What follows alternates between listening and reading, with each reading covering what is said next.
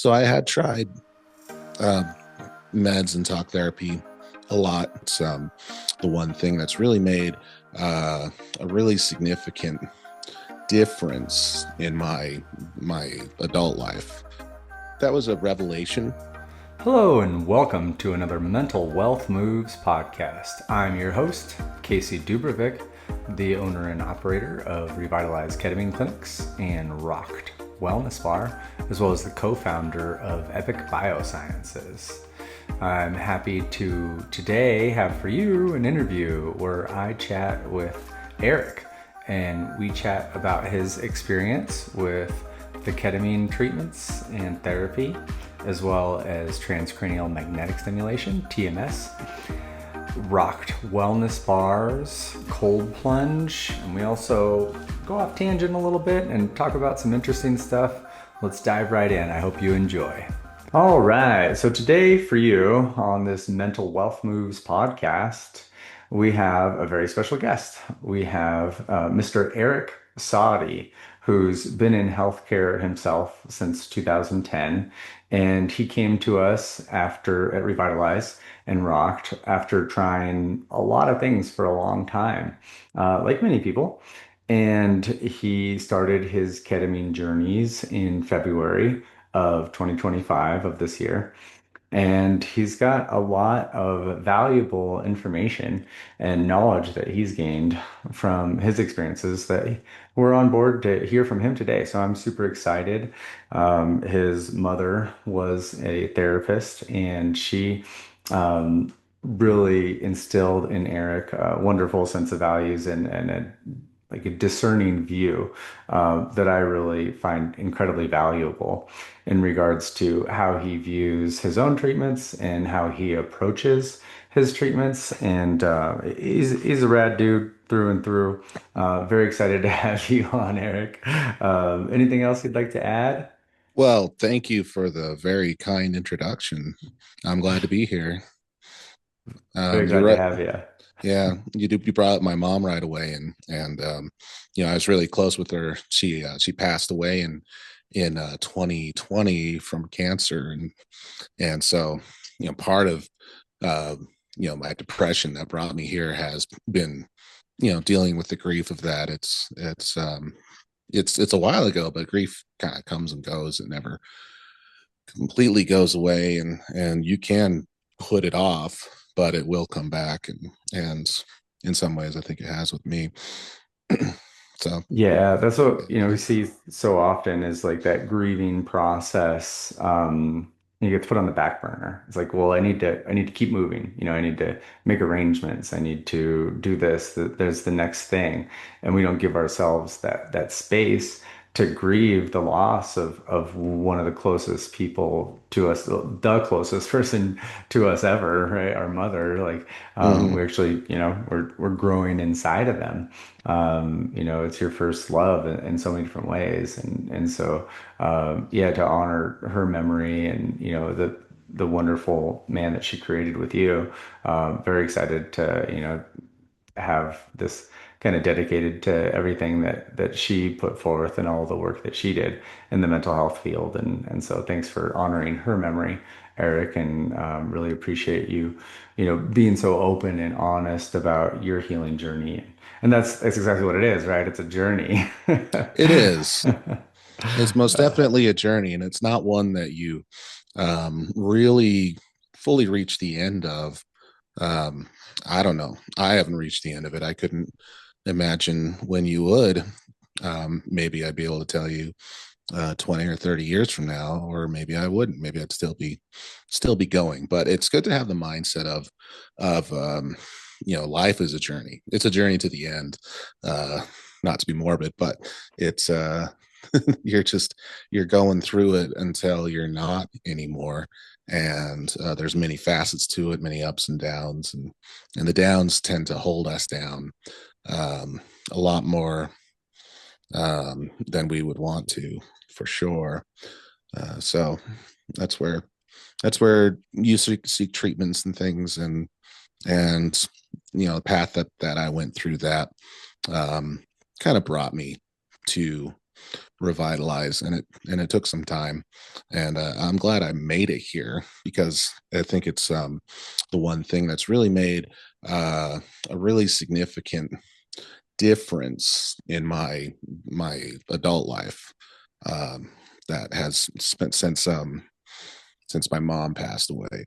Um, that's really brought me back to a state of living my best life. I try to find the words for it to say, am I happy? I don't want to just say like I'm happy all the time, joyful, blah blah blah, because nobody's happy all the time. If you were, I saw a quote, if you were happy every day, you wouldn't be human. You would be a game show host. That is So so accurate. I yeah, love that. Yeah, I but really like one of those ways that you describe progress and you describe kind of looking at your progress. Do you want to walk our viewers through that story that you used? I think it's so valuable. I've actually pillaged it and used it with many well, future clients.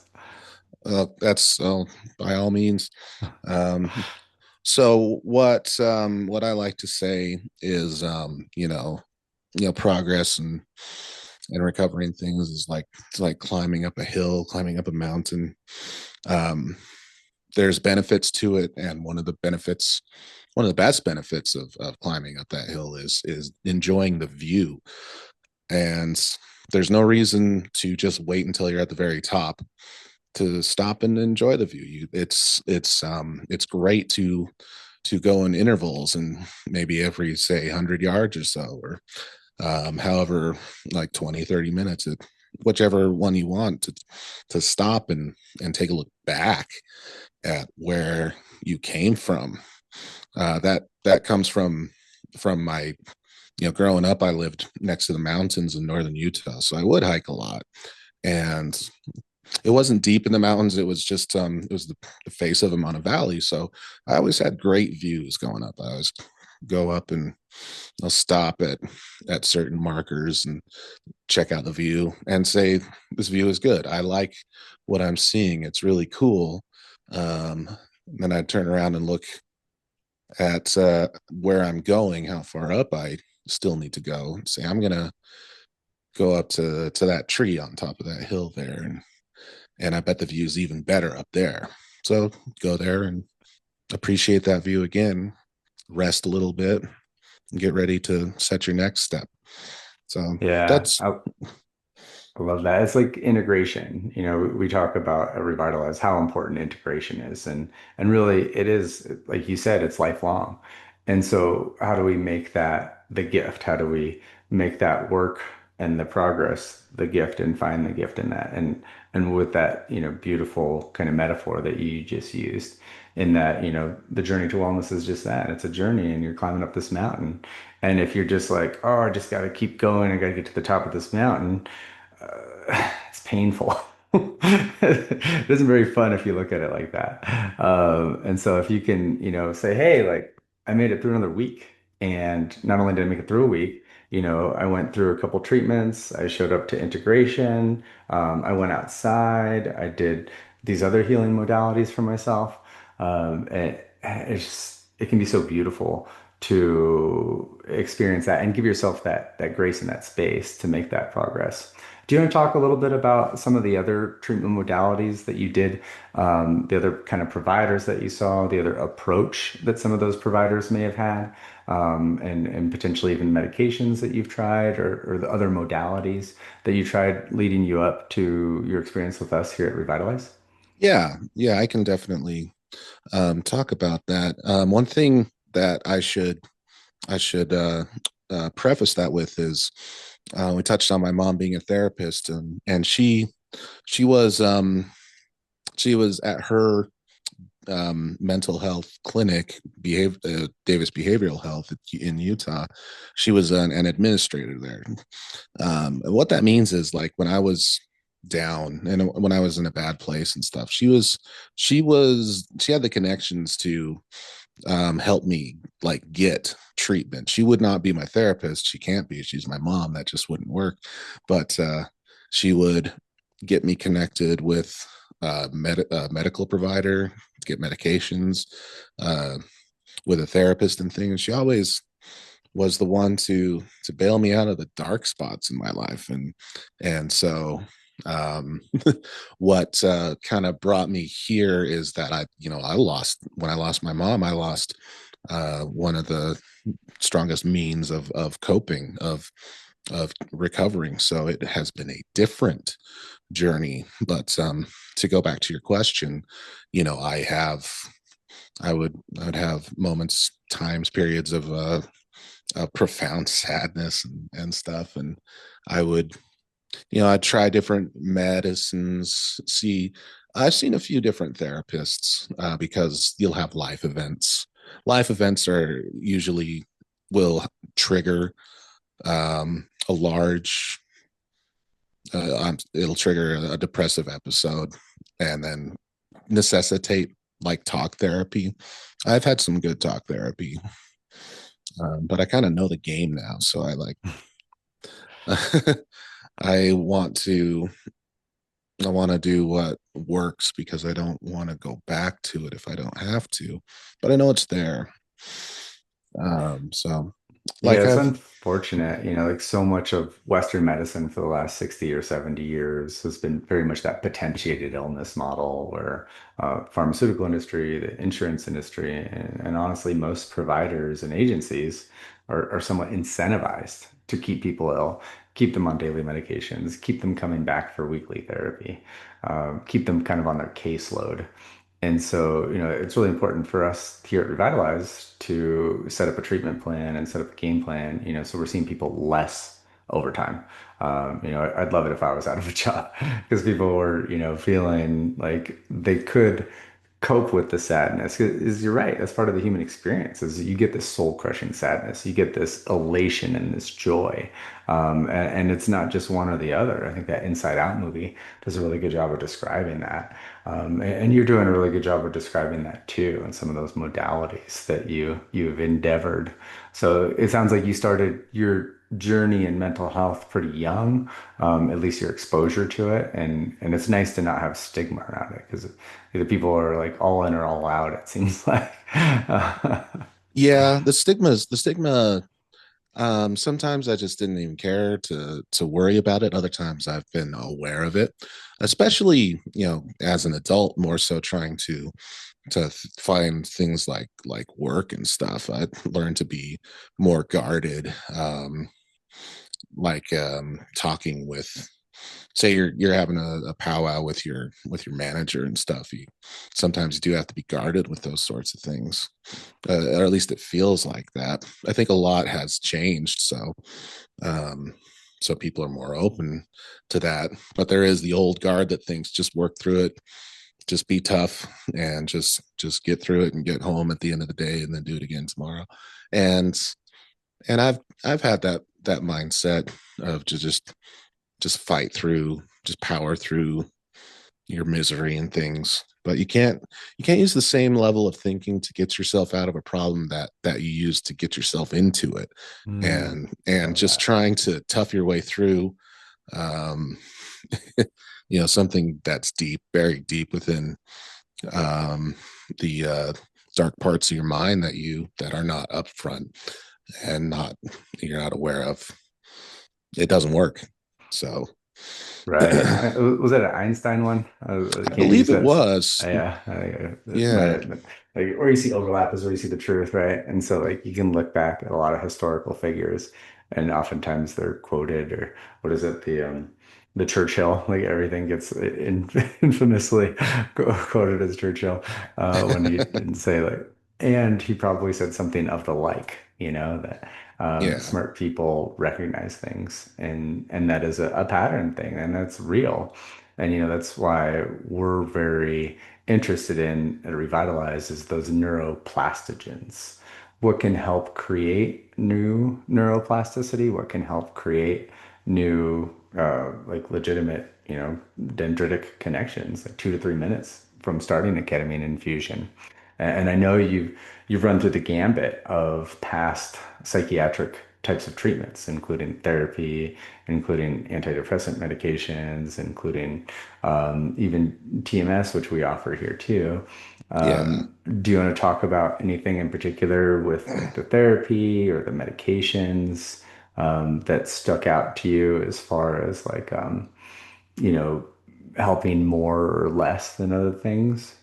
Well, yeah, to address like the talk therapy, it's really important to have a therapist that works with you, that you can work with.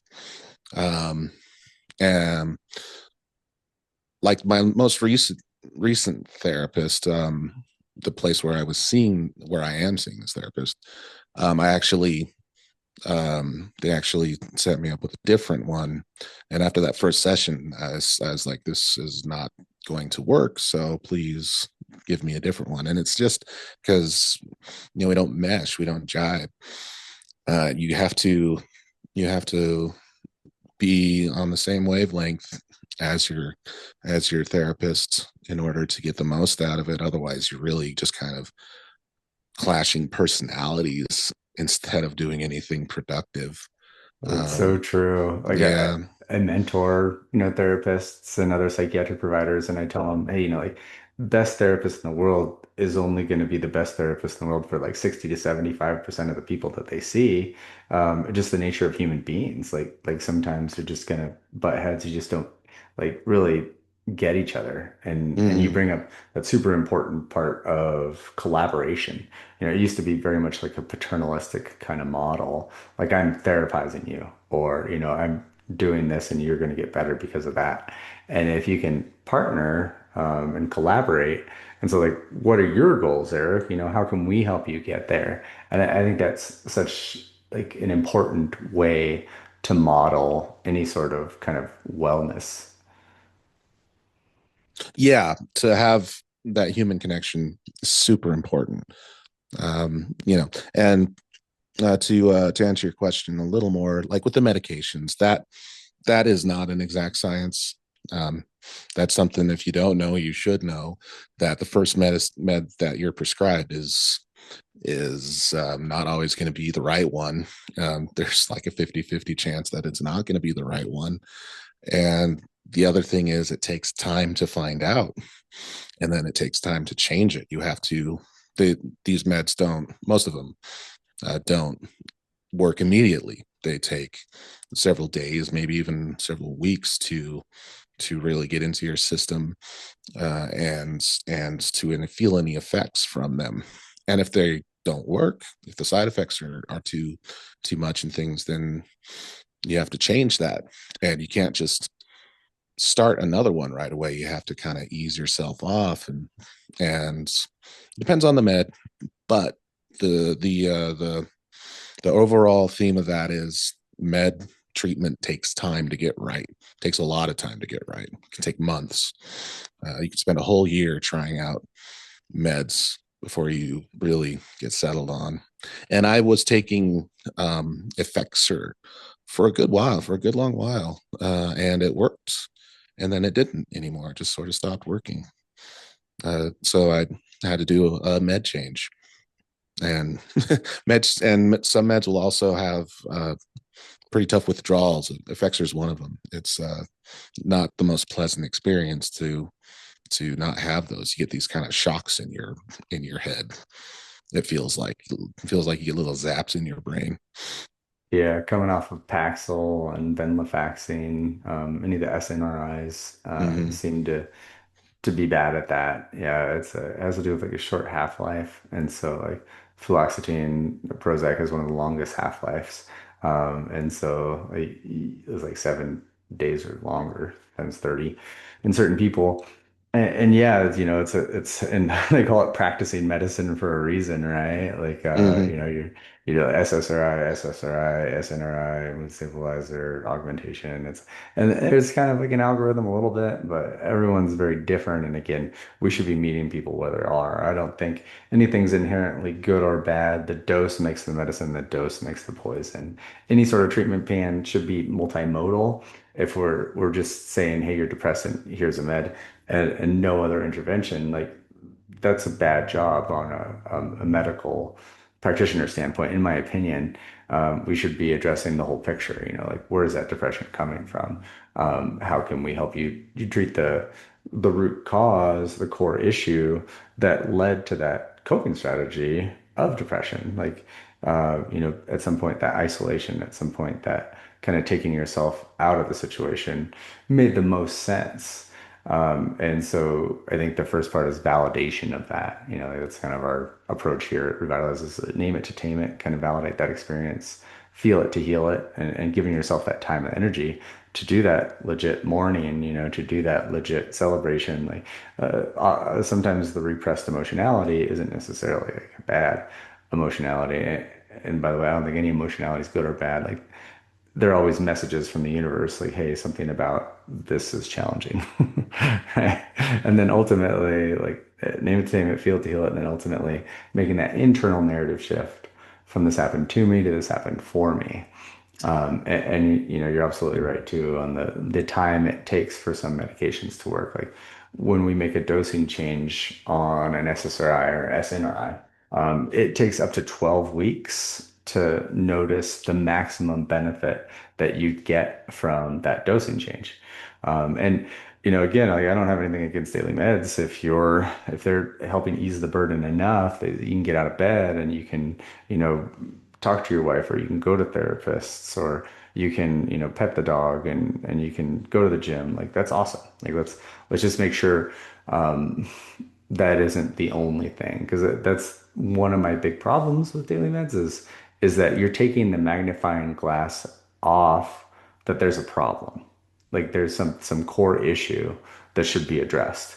And so if we're just easing the pain without addressing the pain point, I think that's what's been a disservice in modern medicine. I Hmm. think we did like a disservice where we took off the physical. The physical is all by itself. There's chemical pathways and there's neuro, and then we said this mental and the spiritual are completely different realms that have no interconnectedness.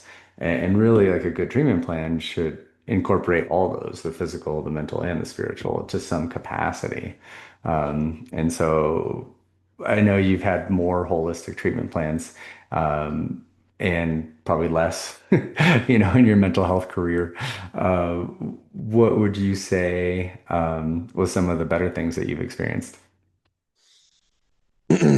I can't understate how much having a good therapist that does mess with you is important to your recovery. And also, therapists will give you homework. It's it's important to try your best to do it. um Daily meds, they're not the one thing to do to cure you, to make you feel better. It's um it's just part of an overall plan. But what I think they're probably their best uses for somebody who really has a lot of issues they need to get through is to put them in a place where they're ready to address the difficult things. Mm. If I somebody like is that. if somebody is in an absolute crisis and bawling their eyes out and hyperventilating and things, that's not the time to dig deep into their subconscious and say, "Tell me about your relationship with your mother." You want to Right. you want to get to a point where everybody's calm and thinking clearly and stuff. Yeah, absolutely. No, that's so spot on. It's so important to have someone in your corner, and like people, a lot of people tell me like, oh, I don't need a therapist. I talk to my wife, or I talk to my kids, or I talk to my mom or dad. And like I always say, it's really important to have someone with no cards in your deck. Yeah. Someone, yeah, yeah. You want to speak to that? Well, yeah, that's why I said, like, when I was talking about my mom connecting me with treatment, to say that she was not my therapist, because that's exactly right. She would have an enormous bias, and her judgment would be very clouded to give treatment to her kids or anyone that she knows and has a relationship with. That's the That's the thing about therapy. Imagine having like a judge for a competition that's like best friends with one of the athletes, and that's a conflict of interest. It's kind of the same idea there. Yeah, yeah, no, that's Yeah. really well put. So, but my mom, uh, being a therapist, she she knows how to talk and ask questions and listen. Those listening skills are so important uh, to uh, to know when to listen and when to ask questions and what questions to ask and how to sound non-judgmental and even keeled and calm and steer things into something that is beneficial and productive. Those are the best therapists. Those are the best people to talk to and listen to when you have you know stuff you need to get off your mind to get off your chest, I should say. Yeah, Um, at the core of us, we're all social creatures. We all should be hanging out and developing with our tribe, like evolutionarily, like all these things happen too quickly. And a lot of us are more separated in our big houses all by ourselves. And that isn't necessarily the most mentally healthy thing. And so being able to feel heard and feel seen and feel listened to is so powerful. Do you want to talk a little bit about like what ultimately led you to make the decision to try the ketamine therapy at Revitalize? yeah, so I had tried um, meds and talk therapy a lot, a lot of different ones, and the most recent depressive bout that I've had that's lasted over a year got connected with therapy again and with changing medications and stuff, and that actually led to trying TMS, which did help. It did make a difference, but it wasn't quite enough because there's all of these things, except for maybe the talk therapy. They don't dive into what is what your baggage is, what your demons are, what's deep in your mind that is making everything work poorly and bringing you down. Um, they don't do that so much, and uh, and ketamine therapy helps you do that for yourself a little bit. It will give you some perspective that you can um, talk with your therapist as well. You don't have to choose one or the other. You don't have to say, I'm done talking to you, I'm going to do ketamine therapy instead. Do them all together. But honestly, I was reluctant to start ketamine therapy. I was reluctant because I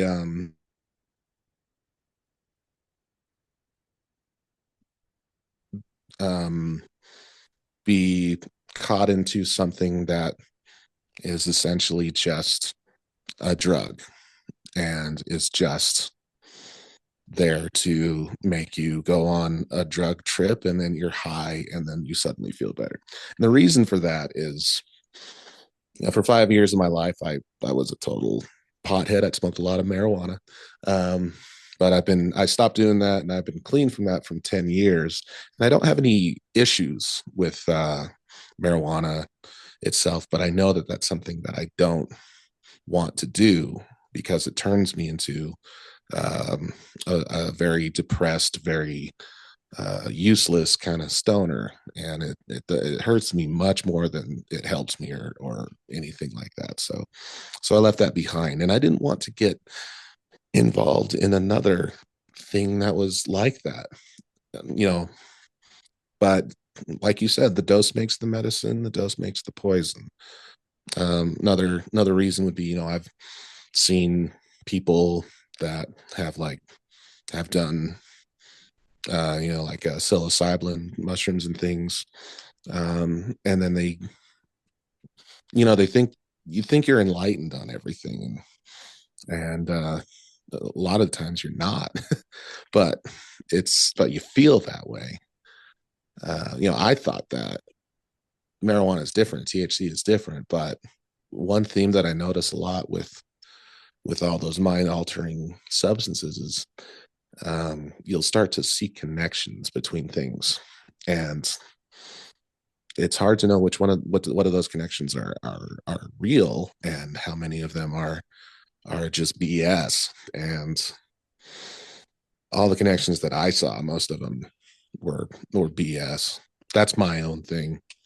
I'm much more now that I've gone through ketamine treatments and and feeling the way I feel. I'm more open to the idea of psilocybins and and other ego dissolution agents, as you call them. I see the benefit of that, but I was really reluctant to, because I didn't want to fall into another vice. I didn't want to be dependent on it, and that has not been the case.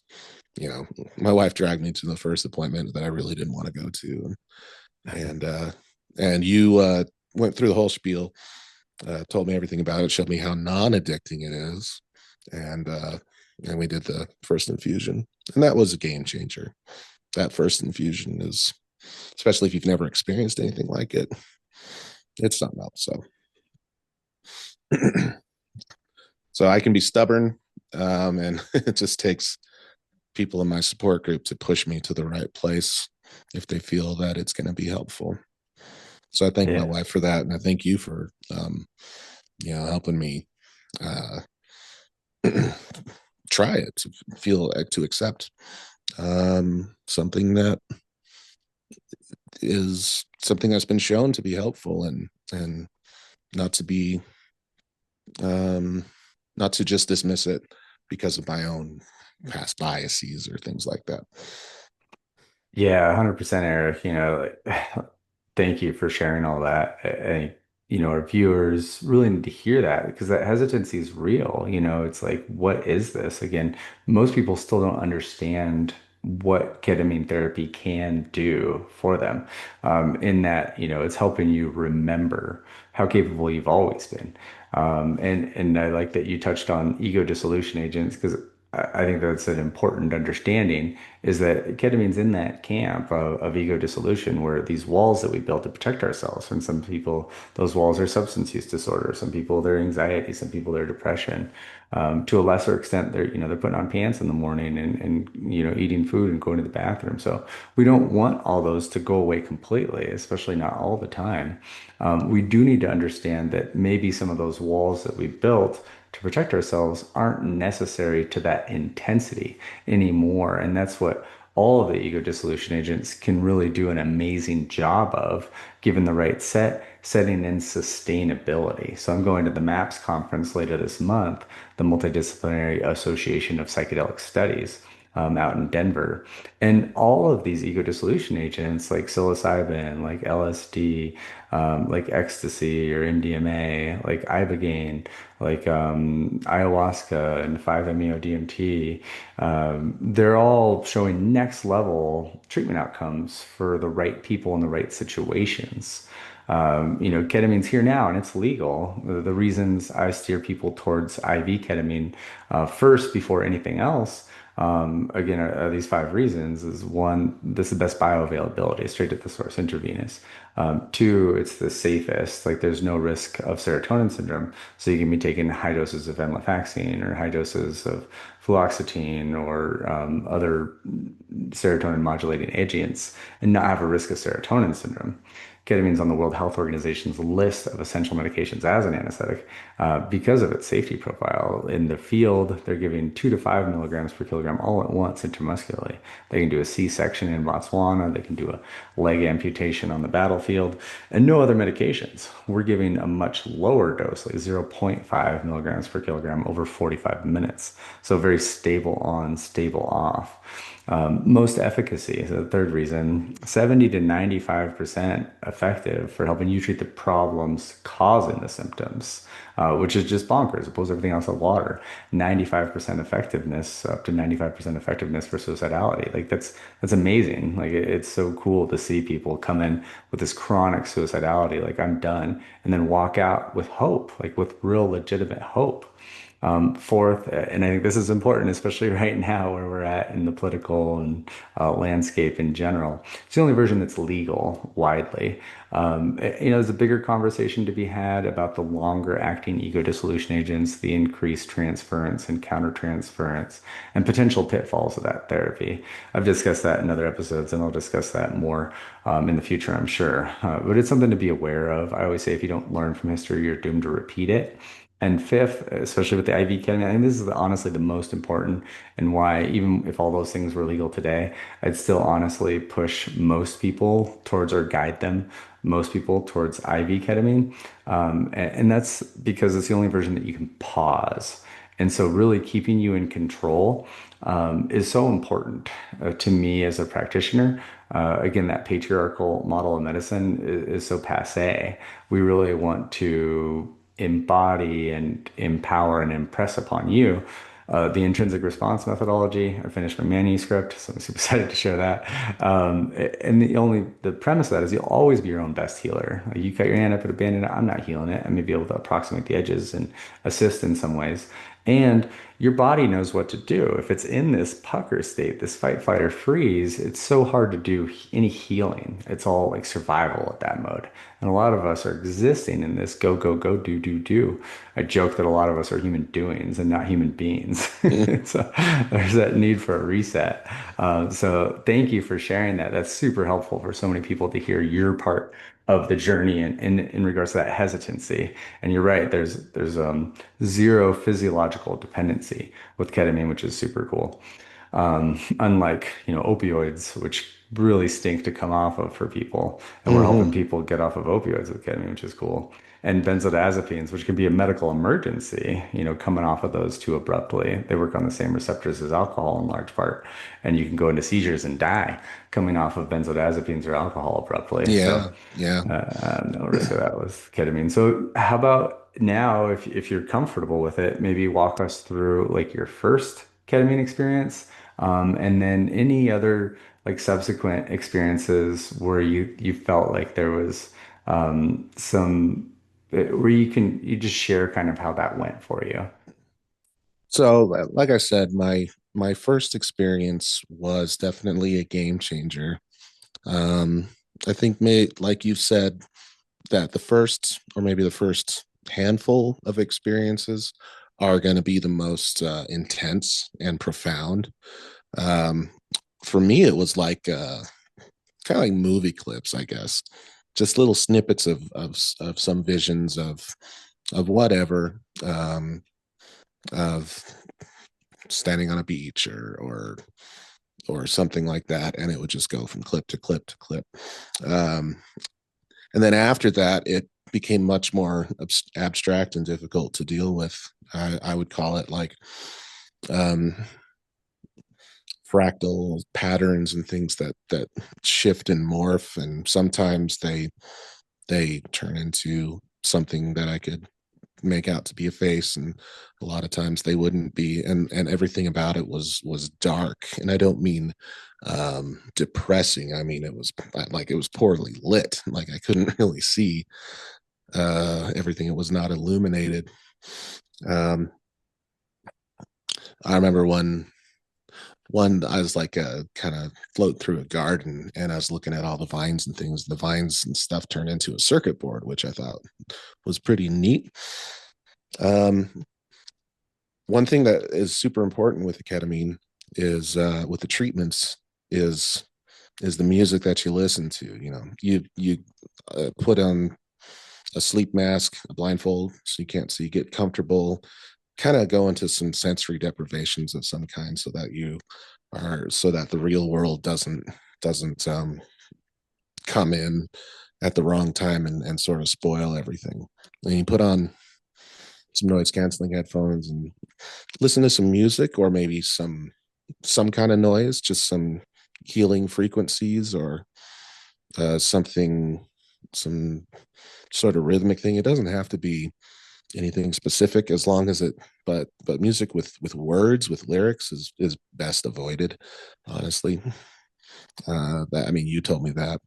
But the music that I listened to would really drive things. Like every time I transition from one piece to the next would be like a shifting a scene. So the music I was choosing, I was trying different stuff. Um, that had a big effect because a lot of what I was choosing was good stuff, but it wasn't. It didn't have a kind of a overarching theme. It wasn't contiguous. So it was too random to really get anything out of. Mm. And a lot of it was joyful and high energy and stuff. And my last infusion, I chose moodier, darker music. And I told you, like, things weren't well lit with most of my experiences, and I couldn't really see much in those experiences. I was trying to kind of get above it all and light it up. But this last one, when I took the music that I chose and took the advice of go with the flow, wherever it's going to take you, go with it, don't fight it. You know, it took me inward, downward, really, into some like a dark cavern, chasm sort of thing. And it was the most clear visuals and messages that I had and things. Um, and I found like a deep primeval, I want to say, entity that for me was what I would call fear, because that's just the first word that came to mind. But it wasn't basically fear. It was more complex, hard to describe. But it was it was just like one of the foundations, and it said that, you don't need to be afraid. I've always been here. I will always be here. You wouldn't be who you are without me. And that was a revelation.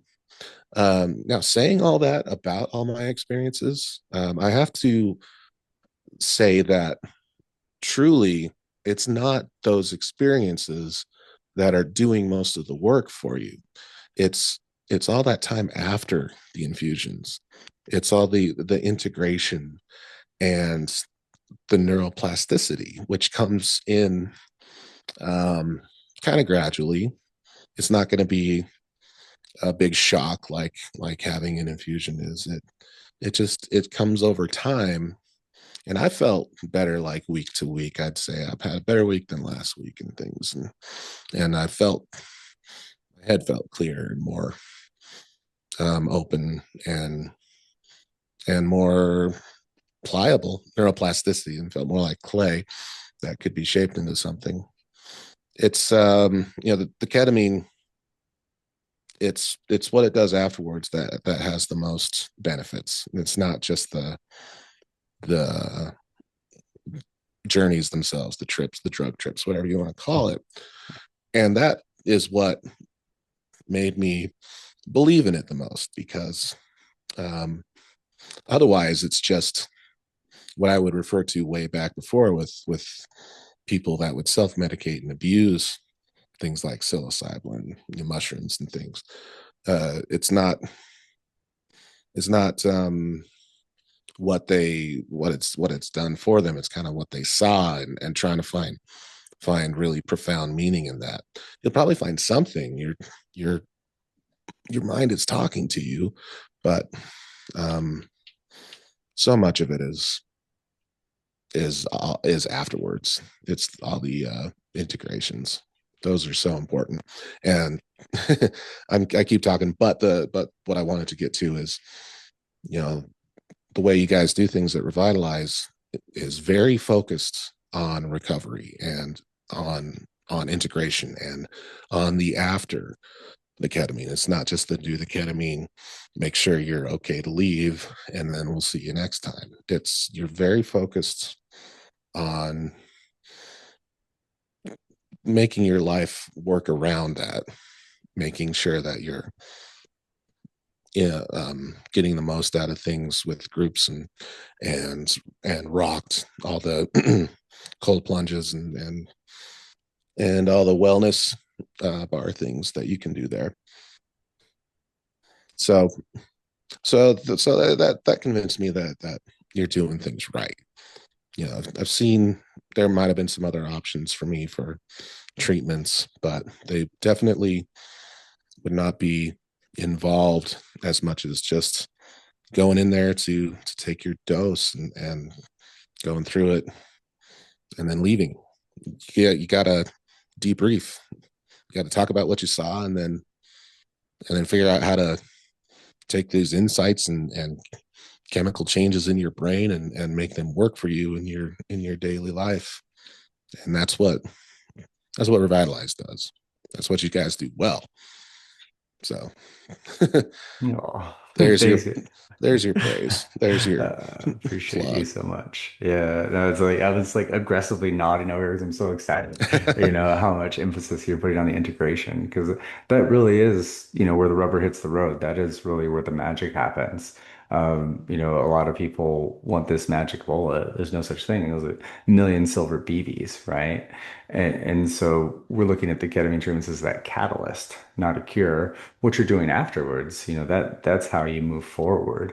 If you get all these insights on things and understandings, and you don't put them in practice, you don't start the work. The work really starts the moment, you know, we take those eye shades off and the headphones. Like that's when integration starts, and it's lifelong.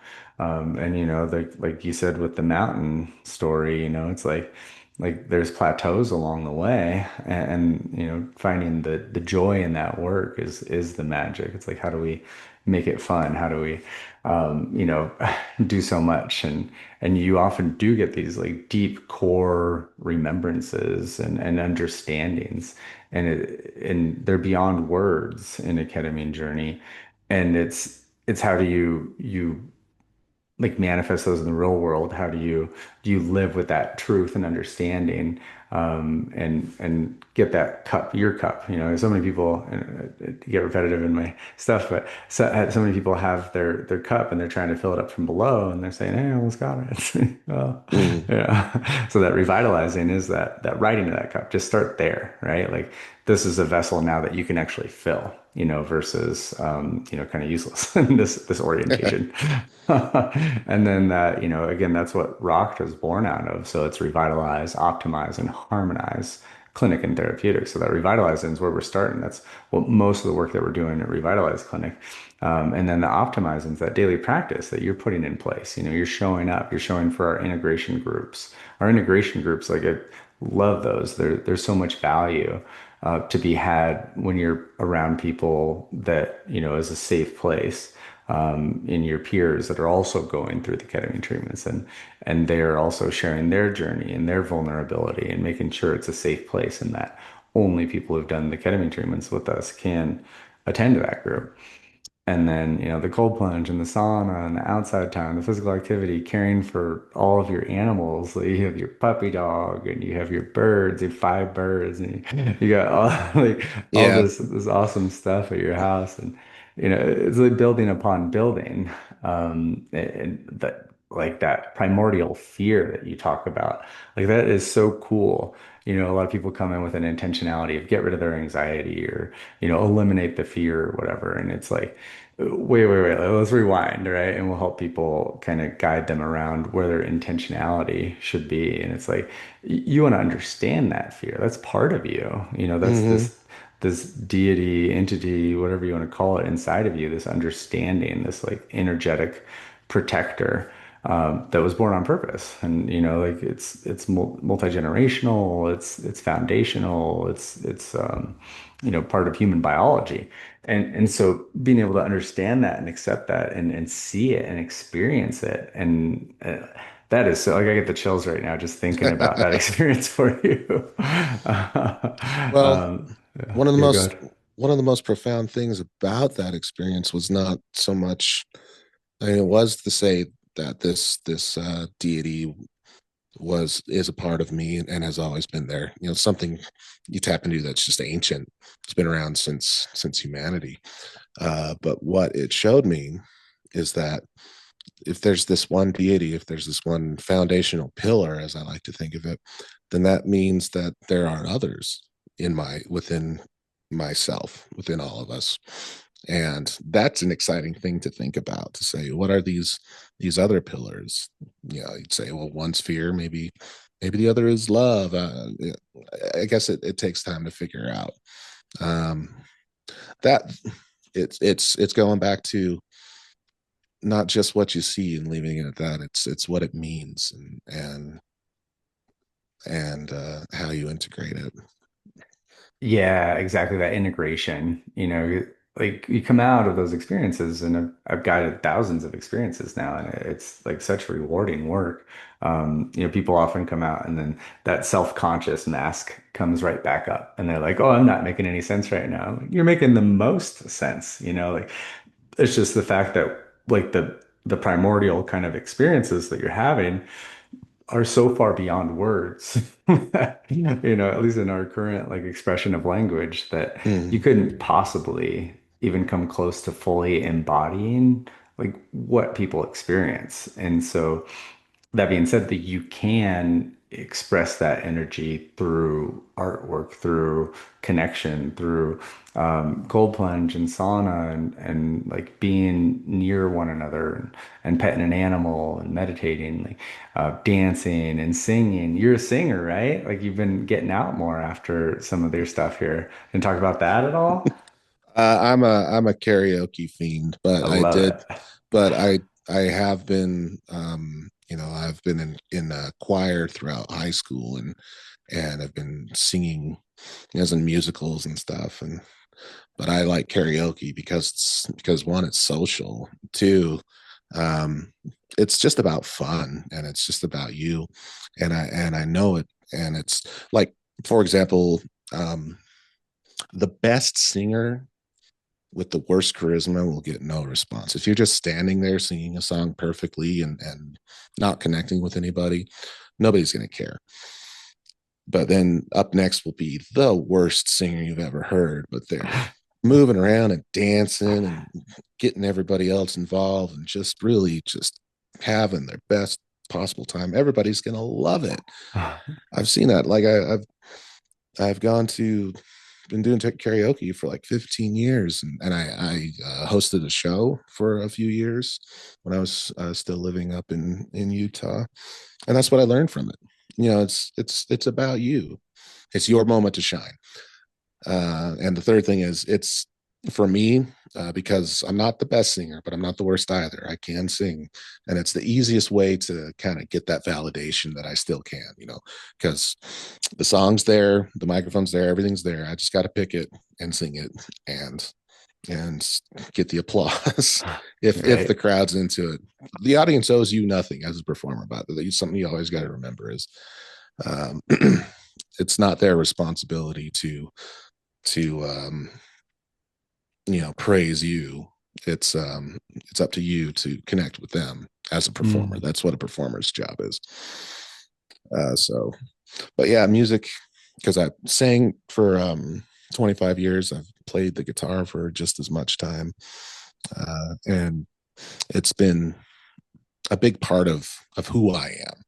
Mm. So Yeah, and music is such a powerful way to be human. It's such a powerful way to express emotionality, and through tonality and expression and movement and those types of things. It's a beautiful energetic expression where you could express more of that fear, more of that primordial experience through like a song creation, or through like like a chanting, those types of things. So like John Hopkins, Music for Psychedelic Therapy, we mm, use that album a lot of the time when we're starting people off pretty much exclusively on the first experience. And yeah, and you that's what I touched. listen to. So Yeah, you're right yeah, about that. uh-huh. And we really like that one. I think most people resonate well with it, and it's definitely well cultivated for a journey. And you're right too, in that, it should be novel to you,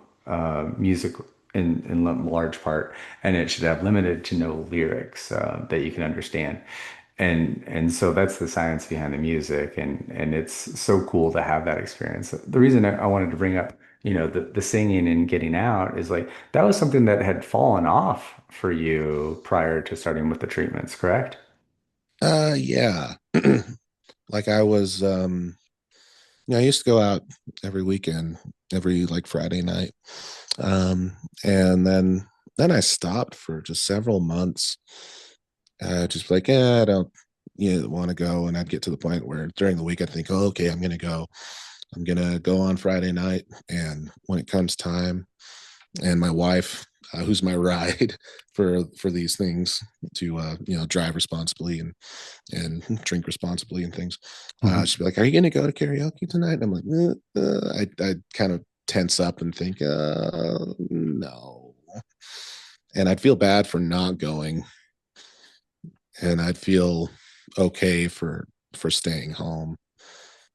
But you know, I've gone now like for the last 5 weeks, I believe, and It's awesome, man. try to go this weekend as well. Yeah. Because it's fun. It's what I do for fun, and I was purposely not doing that, and I was coming up with reasons not to, like, oh, I shouldn't go out because I'm not working right now, or I don't want to go out because I don't deserve to, or the weather is just not right, or I feel anxious, or or my wife is tired, and like, aren't you tired? You must be really tired. You don't want to stay up late to give me a ride home, because my wife is she's more introverted than I am, and that's fine. So she encourages me to go out and do those things, and she'll just hang out at home and do her thing. So so she's like, if you don't want to go, that's fine, but don't use me as the reason not to. And that's true. That's very true. But Mm. getting back to it, and getting back to feeling like enjoying the experience and living in it, because there Mm. was a time when I was still depressed but still kind of going out, that I was just there, and not really involved with the moment. Mm. And that's not so much the case now. I'm just like happy to be there, happy to talk to you. It's a good it's a good time. So Ah, I I'm love really happy with that. that. The only thing I Yeah. need left to do is to pick up my guitar again. Ooh, that would be It's right cool. next to me. Yeah. Uh, I gotta rebuild like calluses on my fingers and things. Right. Yeah, those fall apart or fall off quick. Yeah. Getting back in there and being able to, when I tell people, it's part of the homework of doing the ketamine treatments and saying like at least 3 times a week, devote 40 minutes or longer to artistic practices. And I often tell people, do something you're bad at to start off with. Oftentimes when you get out of that performative nature, because a lot of people let perfection be the enemy of progress, and they'll look at, something and think, oh, I'm not going to be as good as I once was, or I'm not this person with that, or, I've never led up to my like music teacher's expectations of me or something. And then that keeps them from even picking it up and playing with it. Like it should be viewed as a toy, and that's what's really cool about the ketamine is it like puts you back into this like childlike learning state. Mm-hmm. Often people, I see that kind of a regression. And they're like, I feel like I'm going backwards. And you are. Like if you think of Erickson or Piaget's stages of development, there's like trust versus mistrust, autonomy versus self-doubt, and like these forks in the road. And oftentimes those are the forks where less positive coping strategies will develop. Like the beginning of depression, like who's our first bullies? It's often our parents or our siblings that, they're doing the best they can with what they have. And they learn their emotional regulation skills, how to handle difficult people, difficult situations, and difficult emotions from their parents. So if their parents didn't teach them those skills, they couldn't have been expected to be able to teach those to us. And so that's why I'm a big fan of like DBT, dialectical behavioral therapy in the grade schools. So like, oh, when you're having a lot of anger, anger is normal. It's like, how do we deal with it? Do we punch walls? Or do we, breathe through it and kind of express it through like a good workout or something like that? A sadness, like, do we just shove it down? Like, oh, that's not safe. Crying's not cool. Or do we like have ourselves a good cry, like those types of Hmm. things. And it is muscles, you get better at it. Two more things I wanted to talk about for you that came up for me with that last share was the best gift you can ever give someone is letting them legitimately help you. And so, like, when an audience gets into your experience and gets into your performance and is like, "Yeah, go work!" Like that was the best, Frank Sinatra I've ever heard, and, and you just light up, and you're like, "Oh man, I just helped make that person's night." It's such a good feeling, and that's the harmonized part of the wellness bar. And so, like in its original incarnation, I had, because I don't think anything is inherently evil or good, right? I had talked about a two drink maximum and having like locally sourced beer and wine and that sort of thing, just because, I don't want to demonize. When we demonize, we give things power. And nothing's, again, inherently good or bad. Dose makes the medicine, dose makes the poison. I want to Hmm. create a bridge to wellness for a lot of people. And so, like having a little bit of social lubricant can make it easier to get yourself out there and put yourself in front of things. And, it's so glamorized in our society. It is a poison. Like, don't get me wrong, like I'm not a big fan of alcohol. And I had my own struggles, like that I shared on this podcast before. And we're all works in progress and we're all trying to become the best versions of ourselves. Ideally and ultimately. And that's what we want to try to create is those foundations so you can kind of build off of and really start, the journey of living your best life.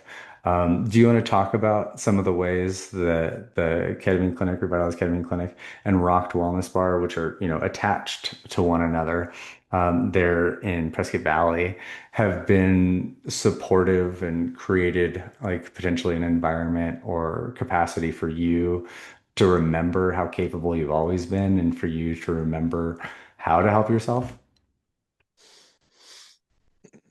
Yeah. Well, the big one is the groups that we have um, in Prescott Valley every Tuesday, and then virtually every Friday.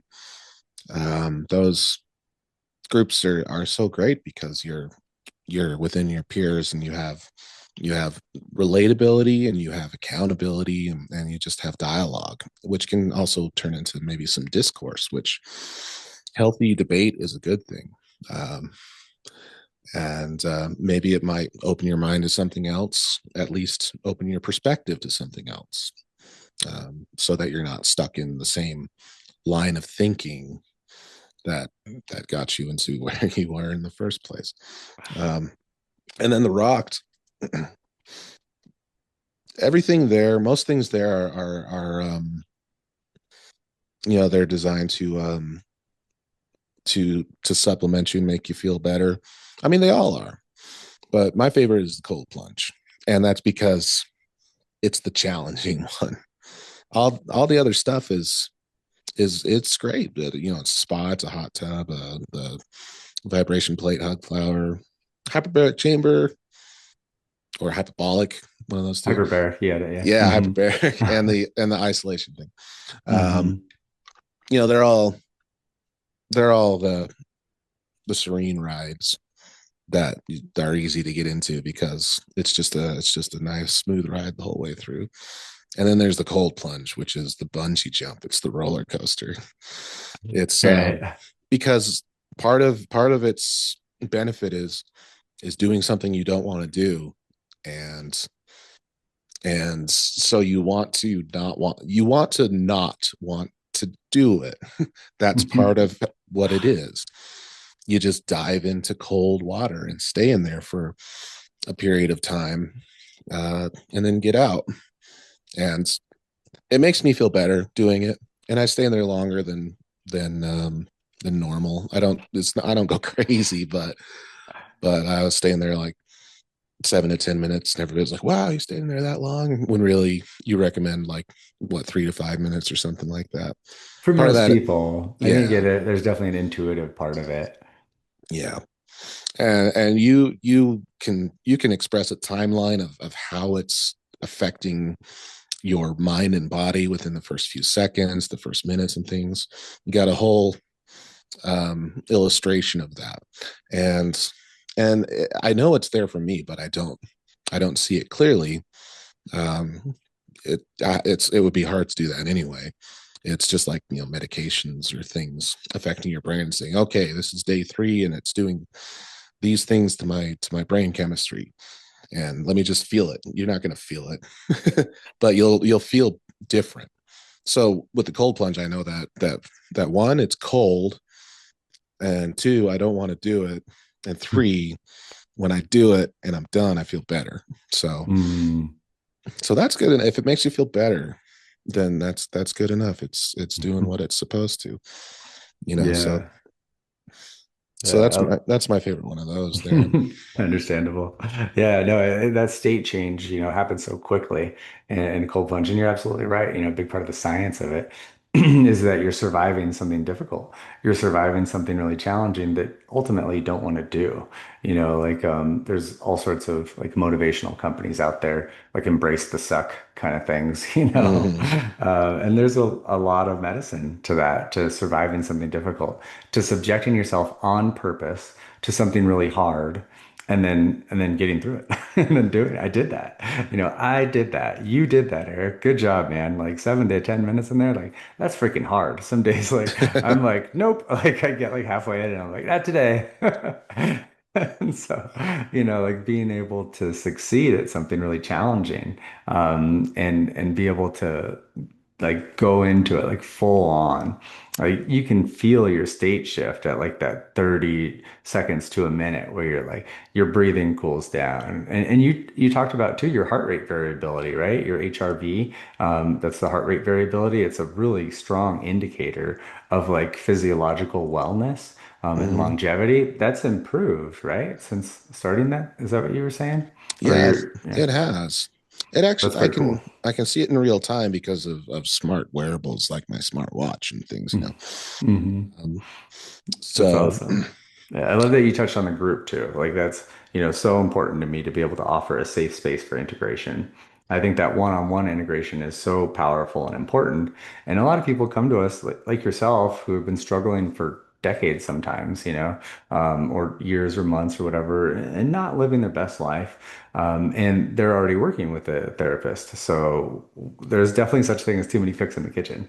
And while we have like an on-staff therapist, I don't think that having too many therapists therapizing you is necessarily the move. Like I think having one who knows you, who you can get along with, who you jive with, who you can feel like you can be real with, is more important than have someone who's particularly trained in ketamine therapy or ego dissolution agents.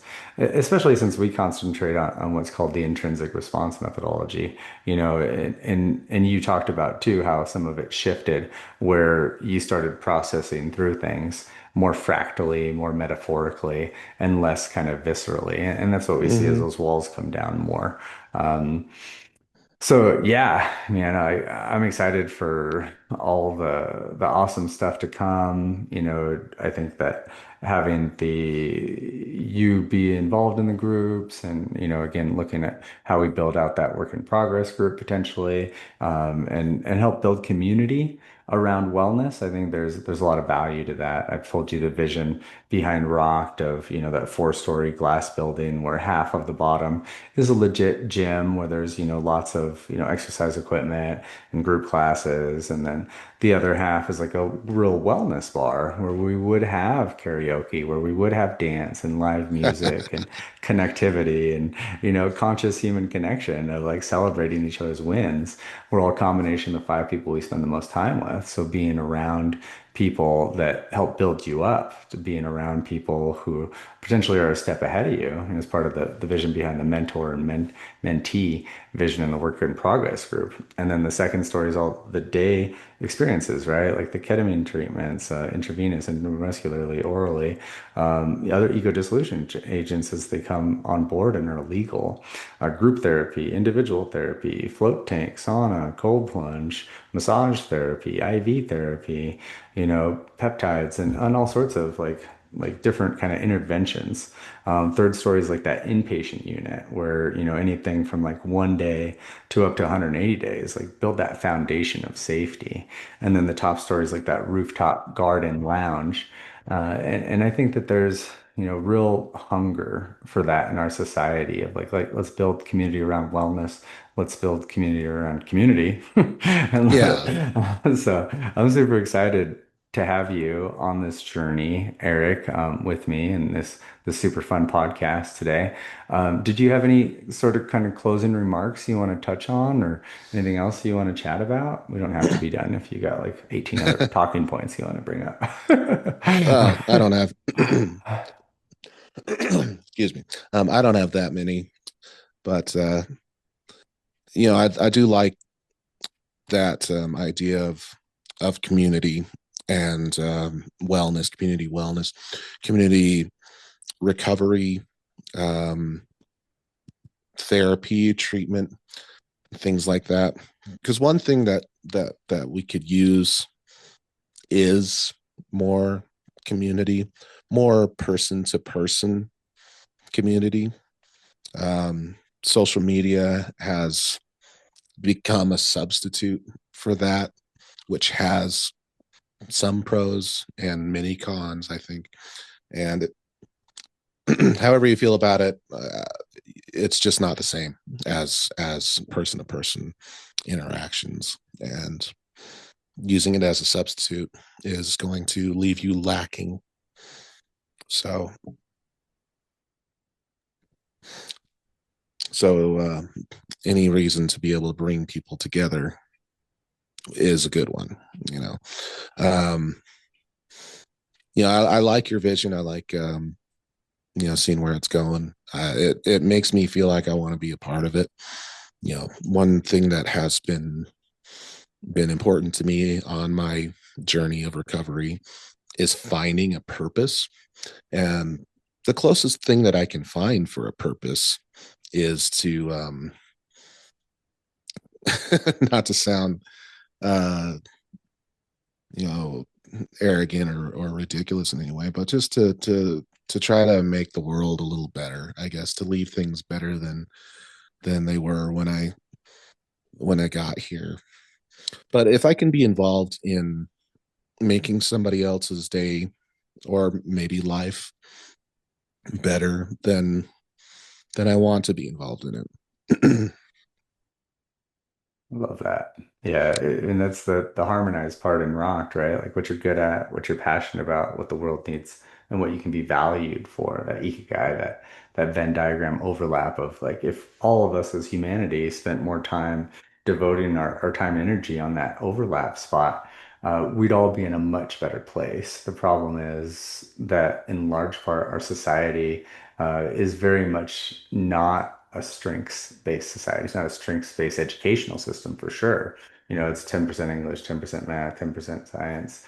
I Mm, tell my kids, like, and I've seen it, and I even tell like students, who I'm precepting, like, a big part of higher education has been for a long time proving that you can jump through hoops, proving, the norming schools, right? The Rockefeller era, like the norming schools, like that's still in large part what our schools are based out of. We're not trying to create thinkers, we're trying to create, factory workers, and that lends itself to a muting down of people's innate awesomeness. And yeah, so, yeah. exactly right. I'm glad you brought up the Venn diagram, the ikigai, as it's called, of what you're good at and what you can be valued for, and all those things.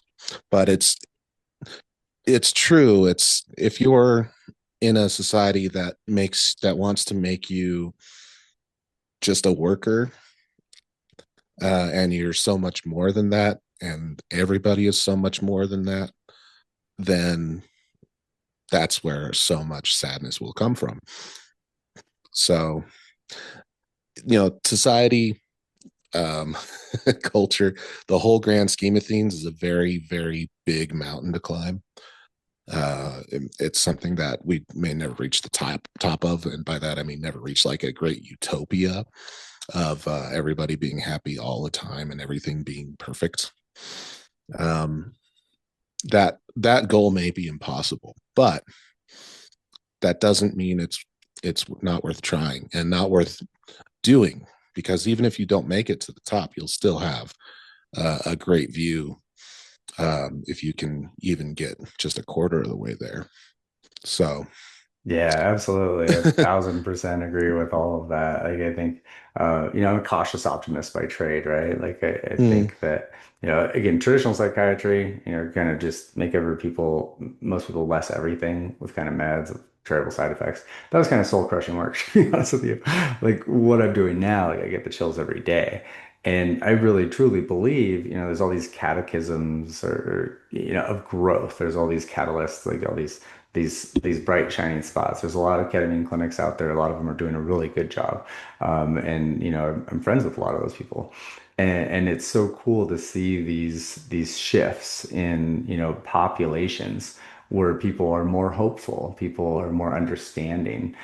People have they've gone from here as a society, these 3 foot concrete walls, to like let's let down a little bit. Like tell me about your day, instead of like how are you doing? I'm good. Like that reflexive answer. It's like, oh, that person does want to know. I can tell, and I do want to tell them. I want to be real with them. I want to build community around that. And so I think the biggest shift, like I totally believe that we're on the precipice of a human evolution, and the biggest shift will be going from no because to the yes and so like kind of more inclusive, like instead of the oppositional, it's like, okay, how do we take your idea and my idea and like build on it? Like any argument, there's always my side and their side and then the truth, right? And so it's like how do we, build each other up like more often mm-hmm, than not? And like it's little changes, I think, from a bigger perspective.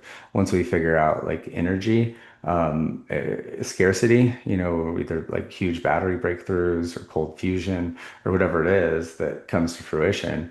Like I think that's going to be the catalyst that'll make some really big shifts in being able to move us to a society of abundance and excellence and being able to potentially provide like a living wage so that more people can live in their ikigai and not be stuck in this more scarcity kind of mindset. And so, yeah, what was this? I said 17 more talking points. What are we on, 14 or 16? well, yeah, I'm with you on, once we want not for anything more. And I hope that the societal and political landscape allows for it one day. um, Right. Yeah. that's a whole nother podcast. Oh my gosh, yeah, yeah. It's that's the like who I was talking to a friend of mine, and he says that's the entertainment division of Big Brother, right? Like it's enough to keep you interested enough to forget about like caring about your neighbor and forget about like taking care of yourself. And so it's like the energy that goes into that is built around like dividing and sheepling us. It's like it is, you're right. That's a whole other podcast. I'd It love to have a is. panel for that one. That would be fun. Oh yeah, it would be, as long as it stays civil.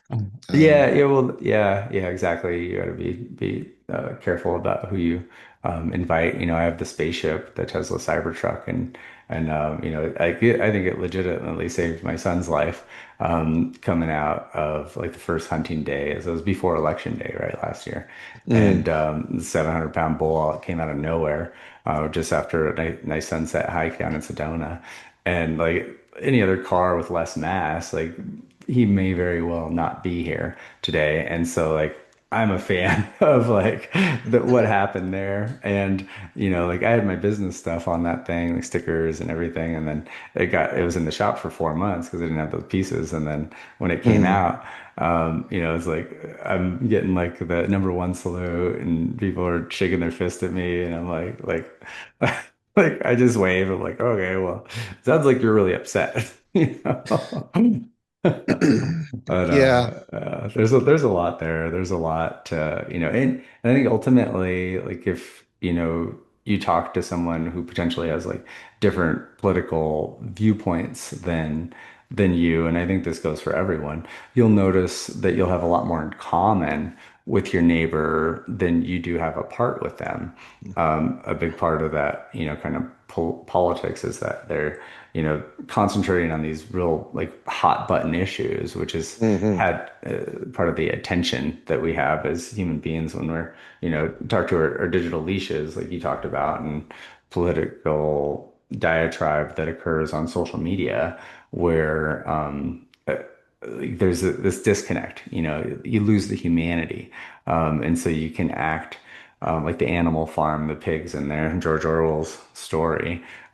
My friend Brandon, he talks about the reason that people are such buttheads in Phoenix is they're acting like there's a very good, like they'll never see you again in their whole lives. And there's a very good possibility of that, with the dense population down there. Like, you Hmm. can't get away with that in a smaller town where you like cut someone off in traffic. And you're like, oh, that's, that could very well be like my kid's pediatrician or something. Yeah, there's more accountability in person, and that's another reason why debate devolves into just turd throwing uh Seriously. because you're hiding behind a username, and Mm, the accountability is just not there. But I like everybody, I have my beliefs, what I am for and what I'm against, and the people that I meet, they're they're good people. It doesn't matter where they land on the spectrum of politics. But there's also not good people, and they could fall on any part of that as well. But I've had people that are openly lean the opposite direction that I do, and we get along good, and sometimes we debate politics and things, but it's never a mudslinging contest, and that's the way it should be. that's That, beautiful. yeah. Well, Yeah, I agree. That's totally how it should be. It's like, how do we build each other up? How do we find common ground? How do we move together as a society, as a community? And again, the biggest change you can ever make is from within. It's funny. My son, my middle son, we went to Las Vegas and we saw on his way to like a gymnastics competition, and we saw this like whiz bang, like most expensive Cirque du Soleil Michael Jackson show because he was like the biggest Michael Jackson fan. And mhm. he was like, it was all right. Like it was, way over the top. And then we went and saw this hole in the wall Tropicana like impersonator. And he loved it. And it was so good. Like that Man in the Mirror song is so legit. Like if you haven't listened to that in a long time, like I highly recommend listeners listen to Michael Jackson's Man in the Mirror. And just whenever you think like, oh, this place sucks, like everyone's got a problem.